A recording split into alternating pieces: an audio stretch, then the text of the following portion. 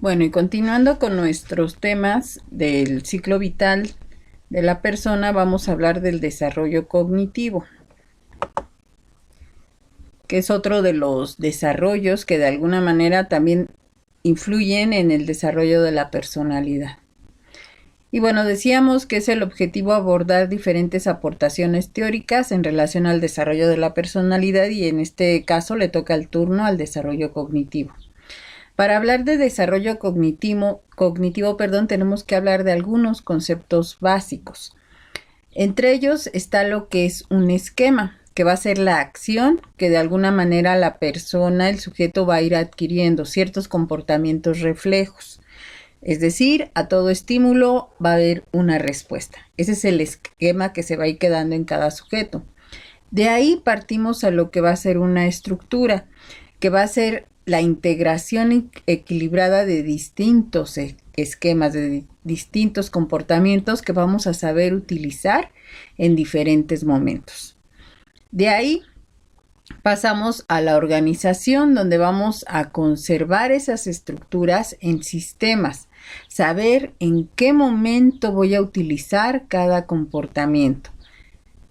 Otro concepto importante es la adaptación, la estabilidad, el que generamos un cambio a través de estos pequeños esquemas, y estos me van a permitir adaptarme, el ser flexible a una situación, a un momento.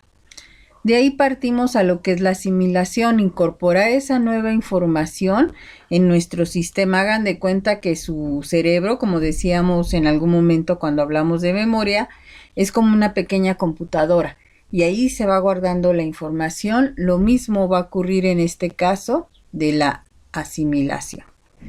De ahí pasamos a la acomodación, que va a ser la modificación de esa organización. Habrá informaciones nuevas que nos van a ir llegando y vamos a ir como generando nuevas carpetas, o bien vamos a ir poniendo esa nueva información en una carpeta ya antigua, y esto va a generar un cambio.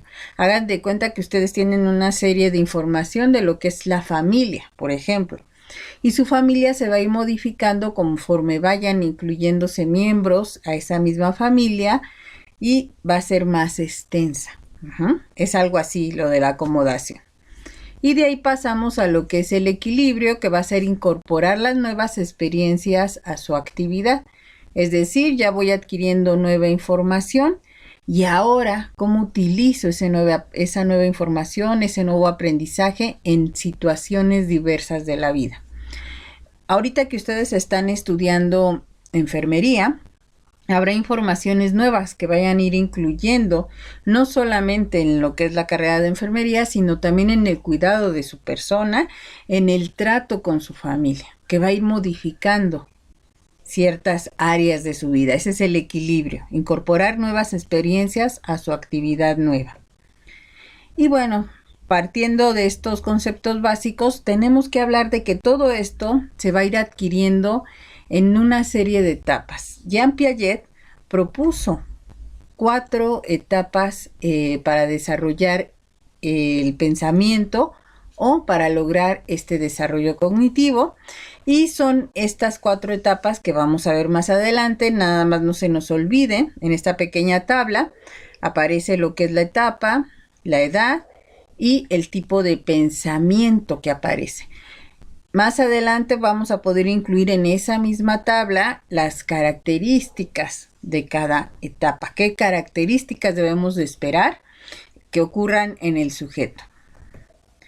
Y bueno, la primera etapa que nos menciona Jean Piaget, y antes de pasar a la primera etapa, es importante mencionar que Jean Piaget era un biólogo. Y él comenzó a investigar, a darse cuenta que los niños, sus hijos sobre todo, mediante la observación a sus hijos, se da cuenta que hay ciertos cambios en conductas, en cómo asimilan la información del exterior, y entonces se da cuenta que hay todo una evolución del pensamiento, del proceso cognitivo.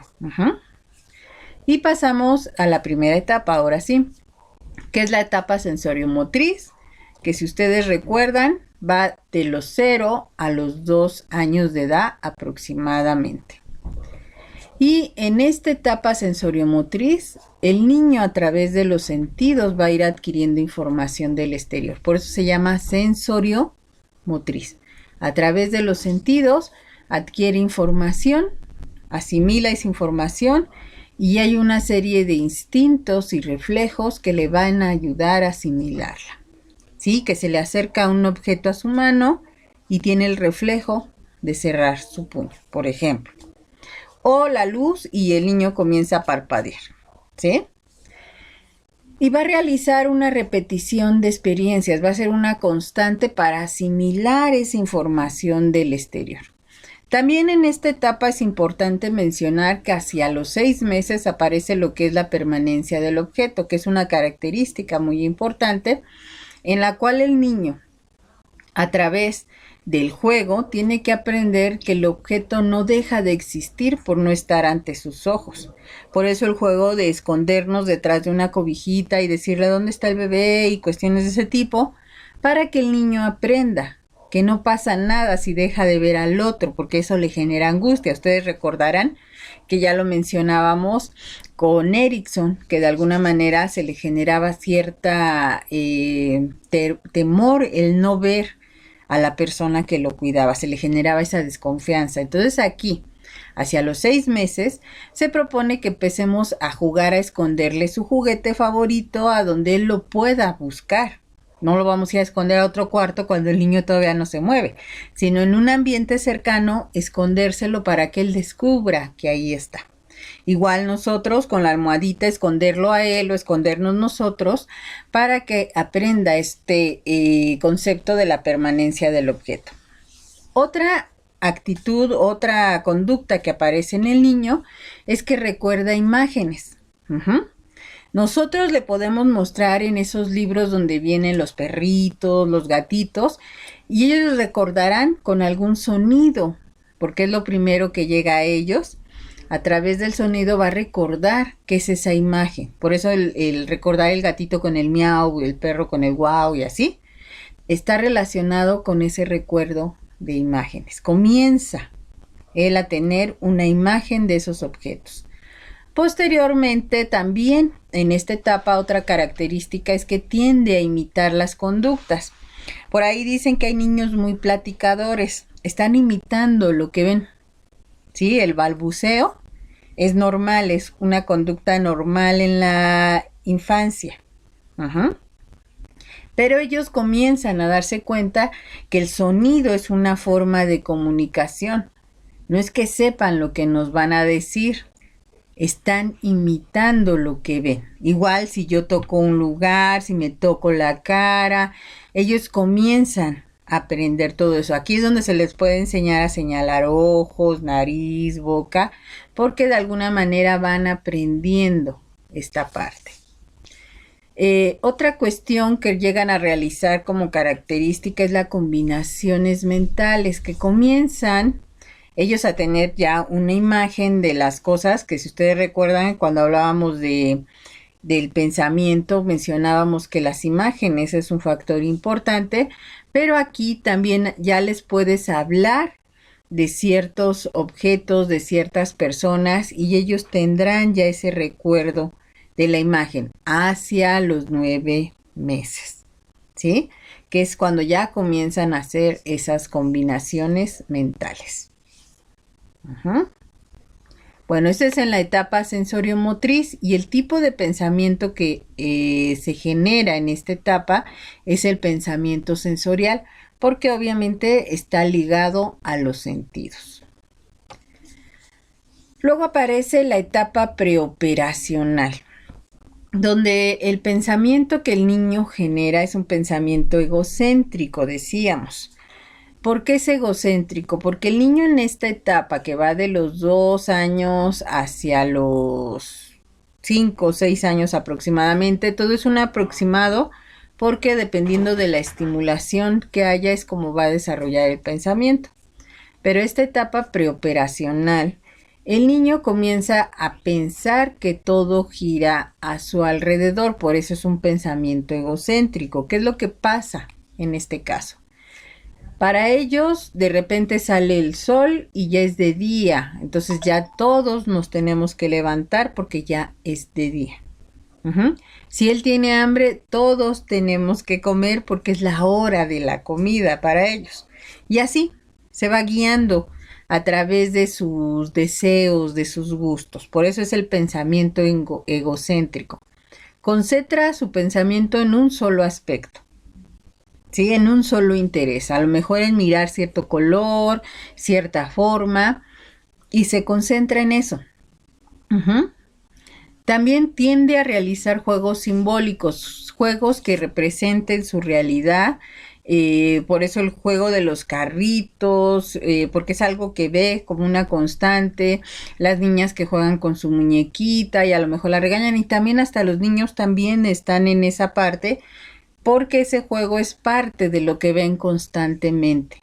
Uno podrá decir, pero ¿qué ocurre si los niños tienden a regañar mucho a sus juguetes? ¿Qué ocurre en familia? Es donde los psicólogos siempre preguntamos, ¿qué está ocurriendo en familia que tienden a regañar a los juguetes? ¿Quién los regaña a ellos? Pensaríamos. Pero también representan esa realidad que ellos ven. Cuando a un niño es expuesto a esta edad a ver programas de aquí, de allá, novelas y demás, lo representa también a través del juego. Por eso debemos de tener cuidado de lo que ven. Los dibujos es una actividad importante desde los 2 años. Los niños comienzan a darse cuenta, recuerden que ya estaba en la etapa anterior la imitación, y en esta etapa ellos ya saben que necesitan una hoja y necesitan hacer algo en esa hoja. Ustedes les dan crayolas, lápices, plumas y ellos comienzan a dibujar. ¿Por qué la crayola? Porque los niños tienden a tomar todavía los colores de esta manera. Todavía no lo toman con su dedo índice y su dedo pulgar, sino que lo toman con toda su manita. Por eso es importante la crayola. Y comienzan a realizar dibujos que también en algún momento son representativos de su realidad. Entonces es importante el dibujo en este caso. ¿Qué pasa cuando no entendemos lo que están dibujando? Siempre preguntamos, ay no, pero tú dime, te quedó hermoso, pero dime qué dibujaste. Es importante decirle que nos diga qué está dibujando, ¿sí? Por si no entendemos, no la vayamos a regar y vayamos a decir que es una vaca y cuando no quiso dibujar una vaca, sino otro tipo de animalito o a una persona. Entonces, le debemos de preguntar qué dibujo. También ya tienen más imágenes mentales, ellos ya les pueden describir lo que imaginan. Ya no nada más es de que lo imaginan y no se los pueden decir, sino que en este caso, como ya también está presente el lenguaje, el niño ya les puede ir diciendo lo que imagina, lo que ve, ¿sí? En esa mente. Hay un mayor desarrollo del lenguaje hablado, ya hay la utilización de frases, ya no nada más palabras sueltas, que en el primer año de vida se da mucho la aparición del lenguaje hacia el año 3 meses, al año, aparecen las primeras palabras, pero las utilizan de forma suelta y de repente aparecen mensajes así como apaches, y en esta etapa ya no, ya aparece la utilización de oraciones pequeñas, pero ya aparece la oración con 2 palabras, dame pelota, dame agua, cuestiones de ese tipo. Y algo que es importante y que va a marcar la diferencia entre esta etapa y la que sigue es el concepto de conservación. Aquí es un experimento que ustedes pueden hacer con sus sobrinos, niños que tengan en casa. Vacíen líquido de un vaso de 250 mililitros a otro de 250 mililitros, pero de diferente forma. ¿A qué me refiero con diferente forma?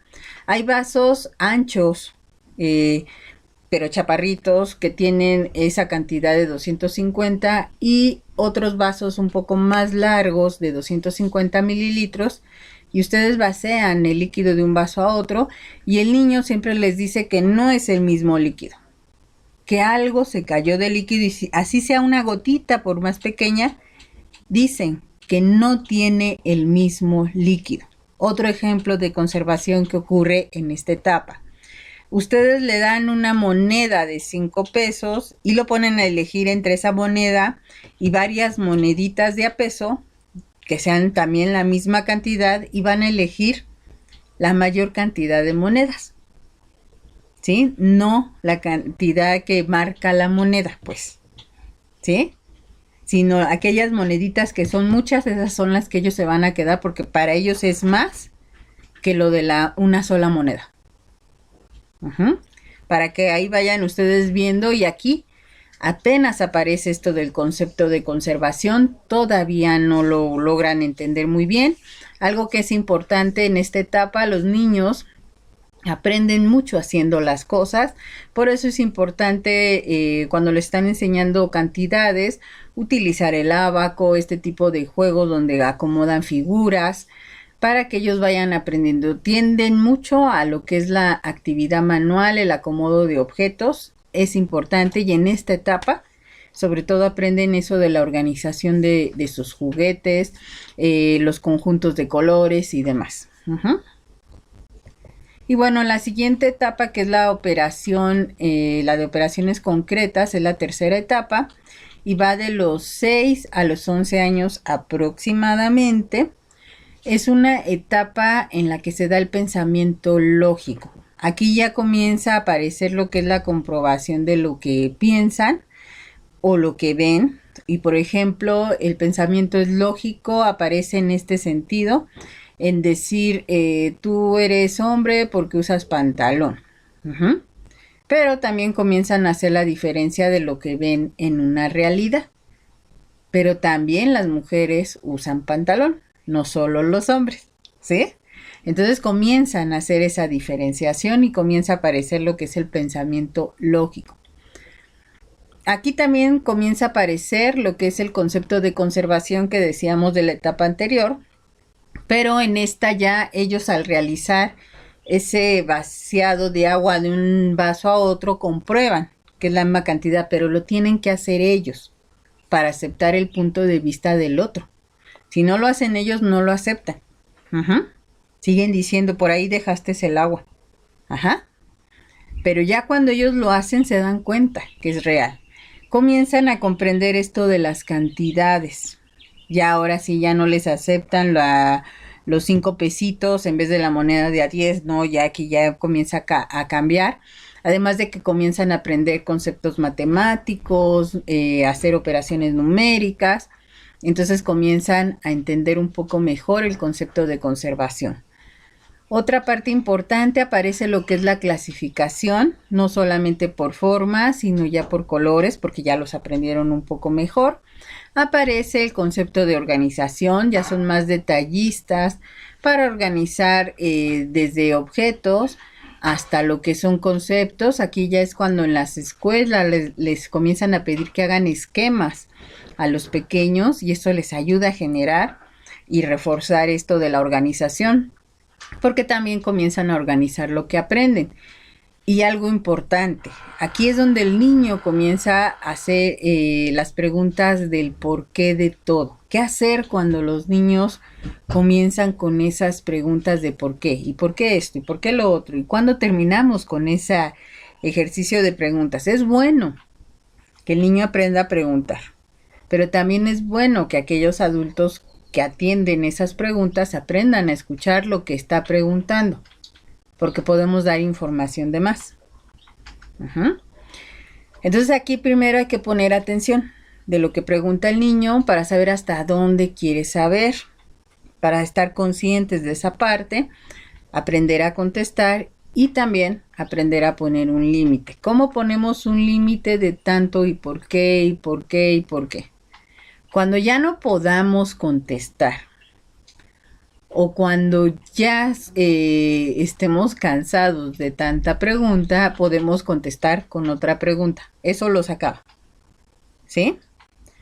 Pero hay que tener cuidado de no cortar a la primera, porque si no les enseñamos a que a mí no me puedes preguntar, y entonces dejan de preguntarle a los demás, y en la siguiente etapa, que es la adolescencia, pues no la viven muy bien, que digamos. Entonces por eso hay que dejarlos que se acerquen, pregunten y obviamente estar conscientes de hasta dónde te puedo contestar. Cuando la pregunta se vuelva un poco difícil, como cuando preguntan de dónde vienen los niños, puedo preguntar, ¿tú qué sabes? Para saber qué es lo que le tengo que contestar. Entonces hay que tener mucho cuidado, sobre todo ustedes como personal de salud, que les pueden llegar con este tipo de preguntas. De todas maneras, si ustedes igual tuvieran una duda sobre este tema, en los comentarios me dejan esas dudas, chicos, para que yo también les pueda contestar a ustedes y saber qué es lo que podemos hacer. Y bueno, la última etapa que maneja Jean Piaget es la de las operaciones formales. Es la etapa donde se da el pensamiento hipotético deductivo. ¿Por qué hipotético deductivo? Porque pasamos de una hipótesis a una realidad, ¿sí? Una serie de ideas que creemos que pueden ser la respuesta hasta comprobar que es realmente.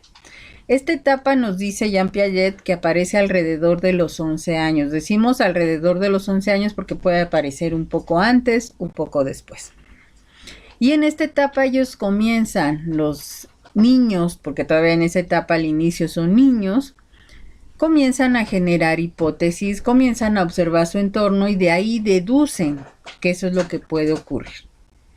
No pasa nada si corro en una bicicleta, porque yo vi que mi amigo lo hizo, de ahí deducen. Pero su hipótesis comienza desde, pero tengo que saber andar en bicicleta. Para saber que no pasa nada. Por ejemplo, comienzan ellos a formular una serie de hipótesis para de alguna manera defender sus ideas, sus acciones, y para plantearse actividades a realizar. Es común, recordemos, que en la adolescencia ellos están buscando su propia identidad. Entonces es común que ellos comiencen a generar una serie de ideas que van a ir defendiendo lo que son sus principios, sus valores, sus ideas propias, su propia identidad. Creen en verdades que aún no son ciertas, también es una realidad, de pensar que no pasa nada si yo hago esto, si yo hago otro. Por ahí alguien decía que los adolescentes son inmortales, infértiles y demás, ¿no? Pero en algún momento tienen que caer en cuenta de que no todo es una realidad y a veces lo tienen que comprobar. El problema es cómo hacerle para que no corran riesgos. Hablarles de los pros y los contras de sus decisiones. Y aquí ellos van a formular un idealismo para defenderse como grupo de jóvenes. Ya ahí les puse en la imagen una serie de, podríamos decir, adolescentes, pero que viven también en algo que se llama la contracultura, porque van con sus propias ideas, sus propias creencias. Tratan de que sus ideas sean diferentes a lo que es un grupo social. Eso es lo que generan en esa etapa los jóvenes. Entonces, en esta parte es donde vamos a encontrarnos con que comienzan a creer en ideas que aún no han sido comprobadas.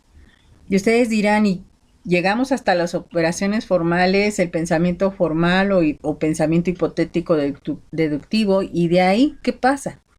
Posteriormente, aunque esto no lo dice Piaget, sino otros investigadores en el área de lo cognitivo, han investigado y se han dado cuenta que cuando llegamos a la adultez joven se vuelve más reflexivo.